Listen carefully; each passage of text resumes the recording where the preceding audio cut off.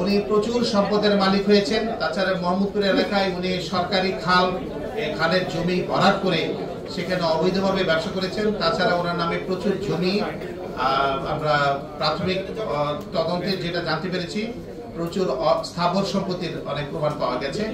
আরো বেশ কিছু সম্পদ আমরা খুব দ্রুতই, যেগুলো আমাদের হাতে এখনো এসে পৌঁছেনি, আমরা আপনাদেরকে এই তথ্যগুলো ভবিষ্যতে দিতে পারবো। টাকা পাচার করেছে বলে জানতে পেরেছেন আপনারা? এখন প্রাথমিক অবস্থায় আমরা থাইল্যান্ড সহ বিভিন্ন দেশগুলোর কথা শুনছি, কিন্তু আমরা আগামীতে যখন তদন্ত হবে এই বিষয়ে সুস্পষ্ট ধারণা আপনাদেরকে করেছেন। যেহেতু এটা একটা বিরাট বড় এরিয়া, অনেক বড় একটা পোরাস বর্ডার, আমাদের ধারণা যে হয়তোবা এখানে অন্য কেউ কোনো ব্যক্তি এবং গোষ্ঠী তাদের সাথে জড়িত থাকতে পারে। তো এই বিষয়টি তদন্তাধীন রয়েছে, আমরা সামনে আপনাদেরকে জানাতে পারবো। আপনি যে তথ্য দিচ্ছেন এগুলো তো অনেক আগেই আমরা জানি, এগুলো পত্রপত্রিকা সংবাদে বেরিয়েছে। নতুন তথ্য কি আছে?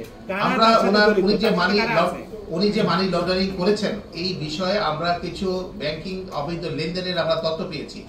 আমরা তদন্তের সাথে ওই বিষয়গুলো আমাদেরকে একটু গোপন রাখতে হচ্ছে। যে ব্যাংকগুলোতে, আমরা কোনো ব্যাংকের নাম উল্লেখ করছি না, যে ব্যাংকগুলোতে ওনাদের অবৈধ লেনদেন পাওয়া গেছে এবং মানি লন্ডার হয়েছে, সেটার যে টাকাগুলোর উৎস এবং টাকাগুলোর পরবর্তী পর্যায়ে প্লেসমেন্ট এন্ড লেয়ারিং যেটা আমরা বলি, সেগুলো যেটা হয়েছে তাতে আমাদের কাছে প্রতীয়মান হয়েছে প্রাথমিক অনুসন্ধানে যে উনি মানি লন্ডারিং এর সাথে জড়িত।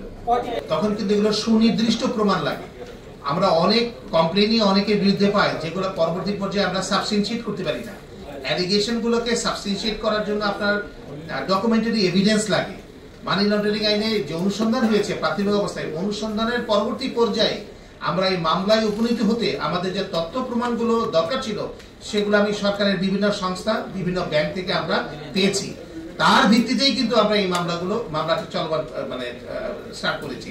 পরবর্তী পর্যায়ে অর্থাৎ তদন্তের পর্যায়ে যখন আরো অনেক কিছু রিভিল হবে, আমরা অবশ্যই আপনাদেরকে জানাবো। তাকে কি গ্রেফতার করা হয়েছে?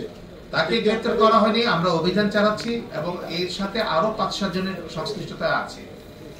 ওনার এই অবৈধ বিজনেস এবং অন্যান্য সিন্ডিকেটের বিষয়, মানি লন্ডারিং ইস্যুগুলোতে আরো ৫-৭ জনের সংশ্লিষ্টতা আমরা প্রাথমিক অবস্থায় পেয়েছি। কিন্তু যেহেতু আমি আগে আপনাদেরকে বললাম যে একজনকে আইনের আওতায় আনতে গেলে তার বিরুদ্ধে সুনির্দিষ্ট অভিযোগের প্রমাণ দরকার। সাক্ষ্য প্রমাণ ছাড়া আপনি তো আইনে কাউকে সম্পৃক্ত করতে পারবেন না। সেইটুকুর জন্য আমাদের অপেক্ষা করতে হচ্ছে। আমরা খুব দ্রুতই এই যে আমরা তথ্য প্রমাণ প্রাপ্তির যে বিষয়গুলো, এগুলো চলমান রয়েছে, বিভিন্ন সংস্থা থেকে আমরা পাচ্ছি। তবে যতটুকু পেয়েছি সেই আলোকে মামলা রুজু করা হয়েছে। বাকিটুকু পেলে আর যারা সম্পৃক্ত সবাইকে আমরা আইনের আওতায় আনতে পারবো। জালালাবাদ মেটাল লিমিটেড, এখানে এই ধরনের একটা প্রতিষ্ঠানের সন্ধান আমরা পেয়েছি, সেই বিষয়ে আমরা তদন্ত চলছে। আমরা আরো বিস্তারিত বিষয়গুলো আপনাদের জানাতে পারবো। তবে আপনার কথাটি গুরুত্বপূর্ণ যে হ্যাঁ, ইন্টারফেস হিসাবে হয়তো উনি খাবারের ব্যবসা এবং উচ্চ বংশীয় গরু ছাগলের বিজনেস এগুলো হয়তো করতে পারেন, এবং হয়তো এর আড়ালে উনি আরো অনেক কিছু করেছেন যেগুলো তদন্তাধীন রয়েছে। তবে প্রাথমিক অনুসন্ধানে আমরা কিন্তু ওনার নামে প্রচুর স্থাবর সম্পত্তির প্রমাণ পেয়েছি। কিছু লোকের ৫-৭ জনের সংশ্লিষ্টতার প্রমাণ পাচ্ছি, কিন্তু বিষয়গুলো যেহেতু এখন পর্যন্ত কনক্লুসিভ প্রুফ আমাদের হাতে এসে পৌঁছেনি, সেই কারণে এই বিষয়ে মন্তব্য করাটা এই মুহূর্তে সঠিক হবে না।